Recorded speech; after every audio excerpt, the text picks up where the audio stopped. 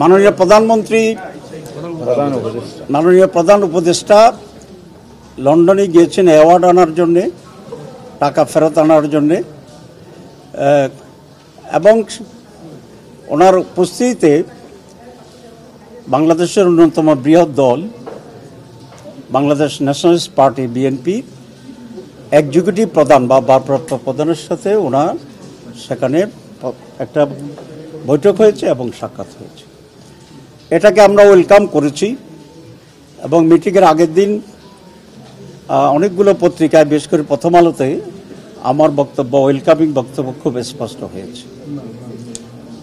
2, নির্বাচনের তারিখের ব্যাপারে উনি যে কথা বলেছেন, ডেটের ব্যাপারেও আমাদের তেমন কোনো আপত্তি নেই, কারণ আমরা তো ডিসেম্বর টু এপ্রিল ফ্লেক্সিবিলিটি রেখে নির্বাচনের তারিখ ঘোষণার জন্য আমরা প্রস্তাব করেছিলাম।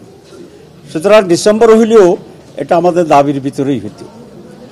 এখন যে ফেব্রুয়ারির ব্যাপারে করার কিছু শর্ত সাপেক্ষে যে ফেব্রুয়ারির কথা বলা হয়েছে, সেখানেও আমাদের প্রস্তাবের ভিতরেই আছে।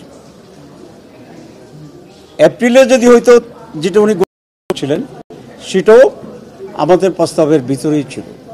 সুতরাং ডেটের ব্যাপারে বাংলাদেশ জামাত ইসলামী পূর্বাহ্নেই একটা টাইমলাইন দিয়েছে, আর আমরা বলেছিলাম আমরা একটা পার্টিকুলার ডেটে ওনাকে ডিকটেট করতে চাই না, রিজিড থাকতে চাই না, আমরা ফ্লেক্সিবিলিটিকে আমরা অ্যাকসেপ্ট করি। আমরা বিশ্বের সাথে দেখলাম যে উনি একটি দলের প্রতিনিধির সাথে জয়েন্ট স্টেটমেন্ট করেছেন, যৌথ বিবৃতি। এটা পৃথিবীর ইতিহাসে রিপিট হয়েছে, আছে কিনা আগে এক্সাম্পল আমাদের জানা নেই। বিভিন্ন দেশের সরকারের সাথে প্রধান বিরোধী দল বা পার্লামেন্টের প্রতিনিধিত্বকারী দলগুলোর সাথে মিটিং হয়, কারণ তখন তাদের একটা স্ট্যাটাস ডিফাইন্ড। তো এখানে বহুদলীয় গণতন্ত্রের 100-এরও বেশি দল আমাদের দেশে আছে, তাহলে তো এমন এক কালচার তৈরি হবে, উনি যার সাথে কথা বলেন একটা জয়েন্ট স্টেটমেন্ট করতে হবে। আমরা মনে করি এটা নজিরবিহীন ছিল এবং এটা প্রপার ছিল না। এতে অন্যান্য বাকি সকল দলেই কিছুটা বিব্রত হয়েছে, আমরাও সেরকম এটা ফিল করি। ব্যক্তিগতভাবে জামাতে ইসলামী নয়, অ্যাজ হোল সকল দলগুলো এখানে কিছুটা বিব্রত হওয়ার মতো পরিস্থিতি তৈরি হয়েছে। জয়েন্ট স্টেটমেন্ট এবং জয়েন্ট প্রেস ব্রিফিং, এখানে আমাদের আপত্তি। বিএনপির ব্যাপারে আমাদের কোনো বক্তব্য নেই। আমরা সেই কারণে আমাদের এই ধারণা হয়েছে যে মাননীয় প্রধান উপদেষ্টা তার নিরপেক্ষতা হারিয়েছে, এবং এইভাবে যদি চলতে থাকে তাহলে যে সংস্কার কমিশন আছে এখনও তারা খুব বেশি অগ্রসর হতে পারবে না, এবং এটা অনেকটা পর্বতের মুশিক এটা প্রসব করার মতো একটা পরিস্থিতি দাঁড়াবে, কার্যকরিতা হারাবে। সে কারণে প্রতীকী প্রতিবাদ হিসাবে আমরা গতকাল আসিনি। এর মধ্যে আমাদের সাথে ইন্টারিম গভর্নমেন্টের অনেক ঊর্ধ্বতন ব্যক্তিরা যোগাযোগ করেছেন, এবং কাল দুপুরে মাননীয় প্রধান উপদেষ্টা আমাদের মাননীয় আমিরের সাথে ফোনে কথা বলেছেন, এবং কথা বলে আমরা আমাদের কথা বলেছি, উনি কিছুটা রিয়েলাইজ করেছেন এবং উনি এটা আশ্বস্ত করেছেন যে ওনার সরকার নিরপেক্ষ সরকার, ওনারা কোনো বিশেষ দল বা গোষ্ঠীর প্রতি ইনক্লাইন না।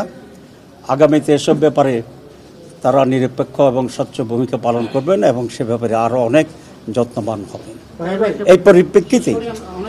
এই পরিপ্রেক্ষিতেই ওনার সাথে কথা বলা এবং অন্যান্য কর্মকর্তাদের সাথে কথা বলার পরিপ্রেক্ষিতে আমরা আজকে আবার আসার জন্য সিদ্ধান্ত নিয়েছি। আমরা কোনো কিছুই অচল অবস্থার সৃষ্টি হোক সেটা আমরা চাই না, আমরা সবসময় ইন্টারিম গভর্নমেন্টকে সহযোগিতা করে আসছি। তো কিন্তু যেখানে ব্যর্থ হয় সেখানে অবশ্যই আমাদেরকে কথা বলতে হবে, আমরা শুনেছি। আমরা আশা করি আমরা এখন থেকে রিফর্মস কমিটিতে আমরা রেগুলার থাকতে পারব।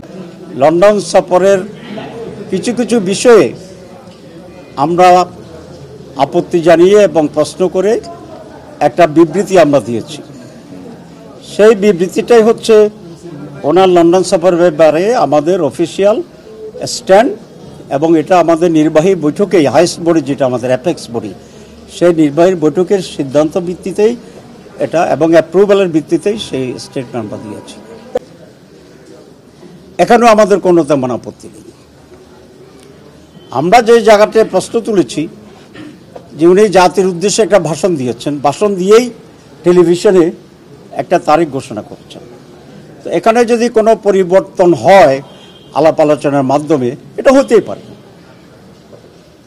বিএনপি একটি বড় দল, তাদেরও দাবি ছিল, এবং আলোচনা করে উনি যদি কনভিন্সড হন যে এটা চেঞ্জ হতে পারে, এখানে আমাদের কোনো কথা নেই। কিন্তু সেটা ভালো হইতেও, যেহেতু উনি একটা টেলিভিশনে কমিটমেন্ট করেছিলেন, বাংলাদেশে এসে আবার কথাবার্তা বলে